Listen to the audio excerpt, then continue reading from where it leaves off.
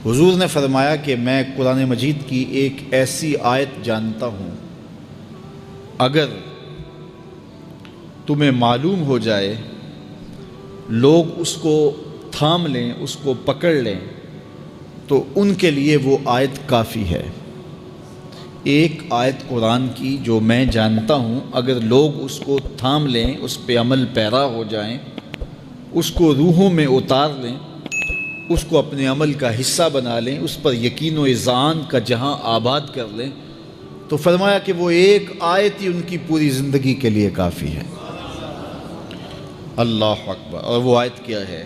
حضور نے بتائی، وہ آیت یہ ہے، وَمَن يَتَّقِ اللَّهَ يَجْعَل لَّهُ مَخْرَجًا وَيَرْزُقْهُ مِنْ حَيْثُ لَا يَحْتَسِبُ، کہ جو اللہ سے ڈرتا ہے، اللہ اس کے لیے راستے کھول دیتا ہے اور اس کو وہاں سے رزق دیتا ہے جہاں سے اسے گمان بھی نہ ہو۔ ہم ایک دفعہ ایک سفر پہ تھے، تو ہماری گاڑی کا پیٹرول ختم ہو گیا، تو اتفاق سے ہمارے پاس کوئی رقم نہیں تھی کہ جس سے ہم پیٹرول ڈلوا سکیں۔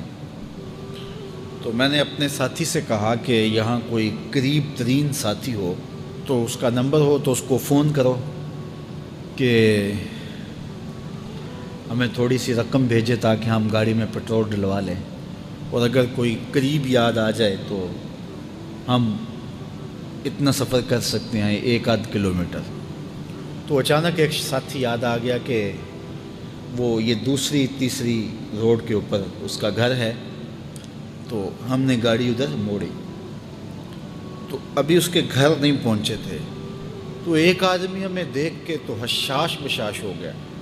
ابھی اس کے گھر نہیں پہنچے تو دیکھ کے تو حشاش بشاش ہو گئے۔ تو ملا، واقفیت بھی تھی، لیکن اتنی زیادہ اس سے جو ہے وہ شناسائی نہیں تھی۔ کسی اجتماع میں اس نے ہمیں بلایا تھا، تو ملاقات ہوئی تھی وہاں، ہم بیان کر کے اس کے علاقے میں، تو وہ لاہور آیا ہوا تھا، تو ہماری وہاں وہ ملاقات ہو گئی وہاں۔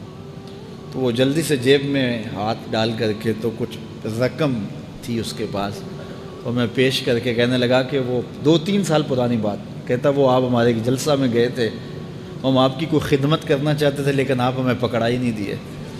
تو یہ ہے آپ کا نذرانہ۔ تو ہوتا یہ ہے کہ اگر کوئی نذرانہ پیش کرے تو میں کہتا ہوں کہ نہیں کوئی مسئلہ نہیں، لیکن میں نے کہا ٹھیک ہے لے آؤ، چونکہ تم خود نہیں آئے ہو، تمہیں کسی نے بھیجا ہے۔ وَيَرْزُقُهُ مِنْ حَيْثُ لَا يَحْتَسِبُ، میرے رب کا وعدہ ہے اگر تم اس پہ بھروسہ کرو تو پھر وہ تمہیں وہاں سے دے گا جہاں سے تمہیں گمان بھی نہیں ہوگا۔ یہاں ٹول پلازہ ہوتا تھا نا، یہاں یہ جو پنڈی بائی پاس کے باہر، ہم 3 دن کا مسلسل سفر کر کے آئے، تو جو رقم وغیرہ تھی تو وہ کہیں راستے میں ختم ہو گئی۔ جہاں جیب میں ہاتھ ڈالا تو ہمارے پاس وہ اتنے پیسے بھی نہیں تھے کہ وہ ٹول والے کو دے سکے۔ تو میں نے اپنے ڈرائیور کو کہا کہ تمہارے پاس کوئی ہے؟ تو وہ کہنے لگا جی میرے پاس بھی کوئی نہیں ہے۔ تو میں نے کہا چلو اس سے ادھار کر لیتے ہیں، اس کو ہم کہتے ہیں کہ ہم قریب ہی رہتے ہیں، ابھی جا کے آپ کو بھیج دیتے ہیں۔ تو ہمارے سے جو اگلی گاڑی تھی اس نے اس کو کہا کہ یہ جو پیچھے والے ہیں نا ان کا بھی کاٹ لو۔ اس نے ہمیں پہچان لیا، تو اس نے کہا کہ یہ جو پیچھے گاڑی آ رہی ہے نا اس کے بھی لے لو۔ تو اس نے پیچھے مڑ کے دیکھا تو اس نے کہا اچھا یہ وہ آ رہے، چلو تم بھی رہنے دو۔ تو اس نے کہا تم بھی جاؤ اور وہ بھی جائے۔ تو یہ ہم نے کئی مناظر زندگی میں دیکھے۔ تو اللہ کے محبوب فرماتے ہیں قرآن میں ایک ایسی آیت ہے، اگر تمہیں پتہ چل جائے اور اس پہ تمہارا عمل ہو جائے، وہ تمہیں وہاں سے رزق دے گا جہاں سے تمہیں گمان بھی نہیں ہوگا۔ اللہ اکبر۔ بہت سارے واقعات زندگی میں ایسے رونما ہوتے ہیں۔ یہ اچانک 2 باتیں میرے ذہن میں آ گئی تو میں نے آپ کے سامنے رکھ دیں، تاکہ اس سے یقین میں پختگی ہوتی ہے، بالخصوص جو مبلغین ہیں ان کے لیے خاص طور پہ یہ باتیں ہیں۔ بس اس پہ توکل رکھ کے چلتے رہیں، پھر دیکھنا کہ اللہ تمہارے لیے کیسے اسباب مہیا کرتا ہے۔ امام شافعی کہتے ہیں جب میں امام مالک کے پاس پڑھنے گیا تو ان کی ایک ہی ادا مجھے کھا گئی، اور میں نے کہا نوکری کروں گا ساری زندگی شخص کی، محدث جب روایت کرتے ہیں تو سند کو جب صحابی تک لے جاتے ہیں اور پھر صحابی کہتے ہیں کالا کالا رسول اللہ صلی اللہ علیہ وسلم کہ حضور علیہ السلام نے فرمایا. اللہ اکبر. تو امام مالک جب حضور علیہ السلام کی حدیث بیان کرتے تو حضور کے روضے کی طرف اشارہ کر کے کہتے اس قبر منور کے مکین کا یہ فرمان، اس بقائے نور کے باسی نے یہ کہا ہے. تو کہتے ہیں کہ جب اشارہ کرتے تو کیا وہ کیفیت ہوتی. اللہ اکبر. تو یہ عقیدتوں کے رنگ ہیں. حضرت سعید بن المسیب لیٹے ہوئے ہیں، بیمار ہیں، اٹھنا مشکل ہو رہا ہے. کوئی آیا اور حضور کا فرمان پوچھا، حضور کی حدیث سننا چاہتا ہوں، میں اقعدونی، مجھے اٹھا کے بٹھا دو. تو کہا سر لیٹے لیٹے بیان کر لیجئے. فرمایا انی اکرہ ان احدث حدیث رسول اللہ وانا مستجع. کہا یہ میں گوارا ہی نہیں کرتا کہ حدیث حضور کی بیان کروں اور خود لیٹا رہوں. امام مالک کی دہلیز پہ اگر کوئی شخص آتا تھا تو اسے پوچھتے تھے کیا کام ہے. اگر وہ کہتا کہ میں حضور علیہ السلام کی حدیث سننی ہے آپ سے، تو فرماتے کہ پھر تھوڑا انتظار کرنا ہوگا، مجھے غسل کر لینا.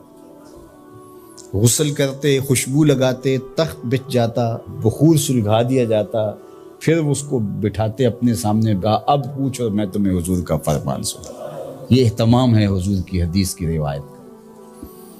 امام بخاری نے صحیح بخاری میں جتنی بھی حدیث روایت کی، ہر حدیث لکھنے سے پہلے غسل کیا ہے، 2 نفل پڑھے ہیں اور پھر حدیث لکھی ہے. ہر حدیث کے ساتھ یہ اہتمام کیا ہے. آج تو بے ادبی ہمارے رویوں میں آ گئی. وہ ایک زمانہ تھا کہ ایک شاعر حضور کے روضہ انور پہ گیا تو پرانی مسجد نبوی کی تصویریں آج کل تو دستیاب ہیں، آپ اس کو دیکھ سکتے ہیں. 2 کھجوریں تھیں گنبد خضرا کے ساتھ. تو اس شاعر نے 2 کھجوروں کو حضور کے روضہ انور کے سامنے کھڑے ہوئے دیکھا تو اس نے اپنے انداز سے نظم کیا کہ کب ہیں درخت گنبد شہ والا کے سامنے، مجنوں کھڑے ہیں خیمہ لیلا کے سامنے. لوگوں نے کہا کمال کر دیا، کیسا تخیل پیش کیا. تو اگرچہ استعارتاً استعمال کیا کہ جس طرح لیلا کے خیمے کے آگے مجنوں کھڑے ہوتے ہیں، یہاں حضور کے روضے کے سامنے یہ 2 کھجور کے درخت کھڑے. تو ان دنوں میں اعلیٰ حضرت امام اہل محبت امام شاہ احمد رضا خان فاضل بریلوی بھی وہاں موجود تھے. تو کسی نے جا کے ان کو یہ شعر سنایا تو آپ کی رگے غیرت اور رگے حمیت بھڑک اٹھی. آپ نے فرمایا اس کو بلایا گیا، کہا کہ تیری جرت کیسے ہوئی کہ میرے رسول کے روضے کو لیلا کے خیمے سے تشبیہ دی. نے کہا حضور میری تو توجہ ادھر نہیں گئی، میں نے تو استعارتاً بات کر دی. تو کہا کہ تمہارا پہلا مصرع تو ٹھیک ہے لیکن دوسرے میں اصلاح دیتا ہوں. اس نے کہا ارشاد تو آپ نے اصلاح دی. اس نے کہا تھا کب ہیں درخت گنبد شہ والا کے سامنے، مجنوں کھڑے ہیں خیمہ لیلا کے سامنے. تو آپ نے کہا اس کو یوں پڑھو کب ہیں درخت گنبد شہ والا کے سامنے. اور اس نے دوسرا مصرع کہا مجنوں کھڑے ہیں خیمہ لیلا کے سامنے. تو اعلیٰ حضرت نے فرمایا اس کو یوں پڑھو قدسی کھڑے ہیں عرش معلیٰ کے سامنے. قدسی کھڑے ہیں عرش معلیٰ کے سامنے.